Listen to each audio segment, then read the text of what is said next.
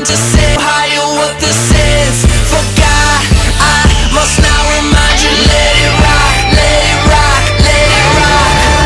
Because when I arrive, I bring the fire, make you come alive.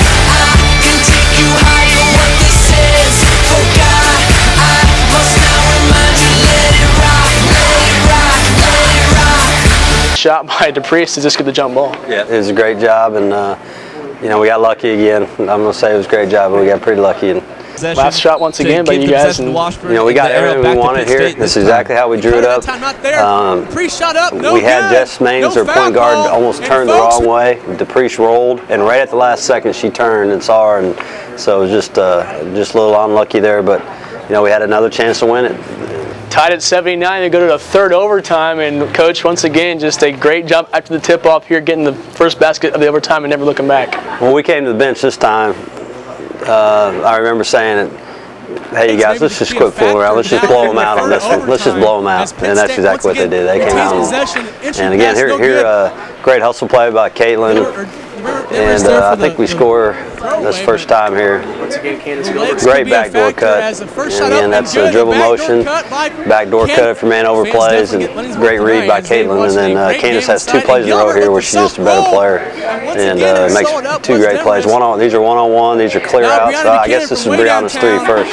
Once again, from way downtown with the Joplin, seems like she just continues to shoot the ball very effectively outside the arc. And a 5-point lead now, kind of slump the pace a little bit here. This is the play we ran earlier, and you know, and the first one, and boy, Brianna had a nice drive, and again, she's got the three-point shot, she's got the pull-up game, and then you know, she can take you off the dribble, so she's a pretty good player. I believe in this third overtime, you guys made 6 of 6 from the free throw line, so just extended that lead late in the third overtime. We did, and we were horrible all night from the line. We were 22 for 38, which is about 57%, I think, and that wasn't very good. But you know, like the coach from Memphis said last year, his team was the worst three-point shooting team in the country. He goes, but we make them when we have to, and they did until they lost to KU, I think. But, once again here, after a press put on by Washburn, able to get the ball to your free throw shooters and Buchanan, and she gets fouled and going to go to the line once again.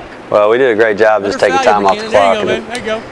You know, you can't stall too much because you only get 30 seconds. But they were fouling in that situation. They chased us around for a while, and Brianna hits 2 big free throws. After this free throw made by Brianna, it's going to be Washburn's basketball. You guys are up 94-87, and they turn the ball over on their own end of the court, and after that, pretty much the game is sealed up. I remember right before that, you saw Anna, and you know, she's our GA, and she's on crutches. She had some knee surgery, and she was smiling. She was on all the pain. She just had surgery the day before.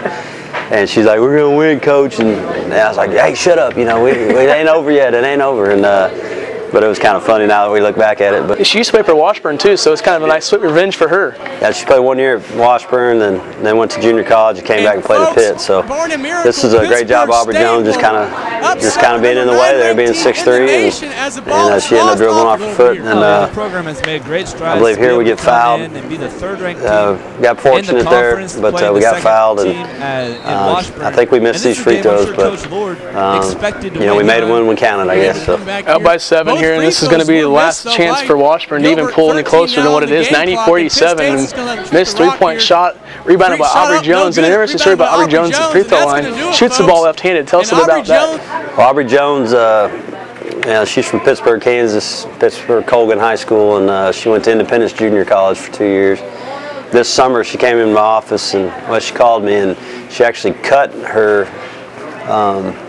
She cut about 1/4 of an inch off of her finger on her right hand in an accident at work with a picture frame. She was cutting a frame and actually cut her finger off, and she had to you know, get a skin graft and all that. So she has the sensitivity in that finger. She can't play with her right hand anymore. We tried a prosthetic, and we tried taping it. We tried all these things, and at the beginning of the year, and you know, because of that, she hasn't played a whole lot. And it's not because she can't play; it's just she can barely feel her hand. Well, she's trained herself to be a left-handed player now because of that hand, and you know, you'll see her shoot left-handed, and she makes almost every move left-handed. Now she can still score a layup right-handed, but it's finally starting to get some feeling in her thumb and her finger, and I think she'll play a lot more as the year goes on. She gets fouled here, goes to the line, doesn't make either free throw, but in the end, Coach, a great win for you guys. Go ahead and play the rest of this clip here, and it's just amazing. The crowd, you can sense the win right here. What does this win do to the program? Well, you can see Dupreece right there. She's getting everybody excited, and that's what it's all about. It's about having fun, and winning's fun. It's contagious, and we had 3 seniors that got to play, have their senior recognition, and that's what it's all about. Before the game, we wrote down every single game on the whiteboard since 2001 that we've lost and the scores. And the one thing that was ironic about it was we've never scored over 70 points against them during that losing streak. So, I think the kids saw that, and we got up to 94, so that's pretty good. Took you 3 overtimes, but you still got it done. And what a great win. And where does this win rank among your wins so far at Pittsburgh State? Pittsburgh State is number 1. There's no doubt. For our players that had to go through the season we went through last year, and really show so much mental toughness to work hard in the off season. And of course, we had Nicole McCombs and a couple other players, but we had 7 guys that went through a real rough first year, and this is just reward for those guys that stuck it out and continue to work hard. And we talked at the beginning of the year. We were in last place. We wanted to go from worst to first, and we're close.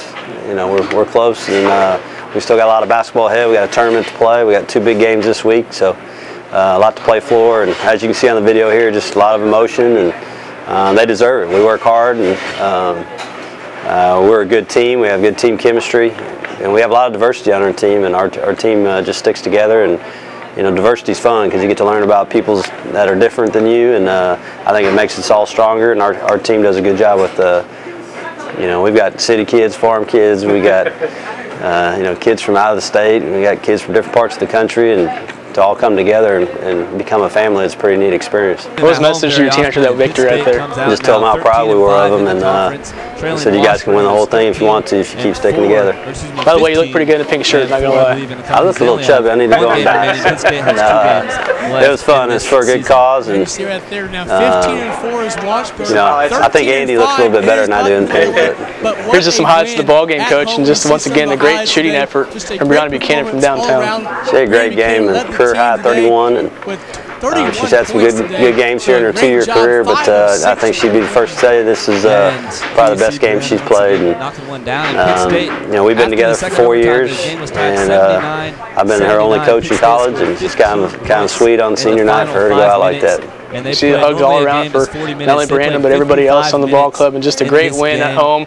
As now you guys, one more home game left against Fort Hays State this Thursday night, and once again you guys are going to wear pink jerseys once again? I think we're going to do it. We talked to the seniors today. We got 3 of them, and they all said they want to wear them again, so we're going to go ahead and do that. We're still auctioning those off and taking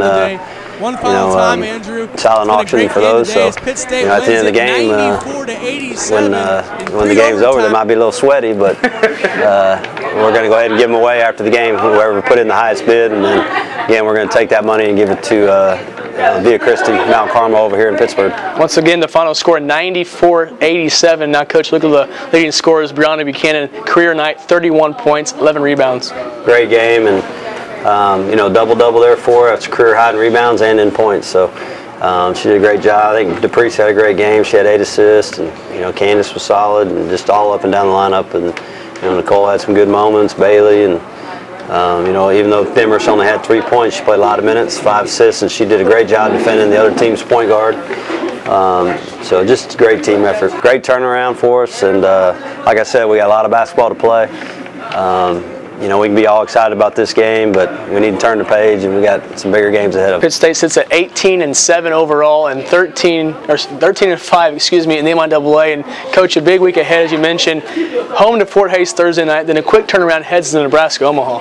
Yeah, and it's about a 5-hour drive, so we're going to play Thursday night. We're going to get out of class about 3 on Friday, and we won't have much time to practice because we don't want to get there at midnight. So we're going to have a real quick walkthrough on Friday, then drive all the way to Omaha and get up in the morning and go play. And the season will be over, and it's time for the postseason.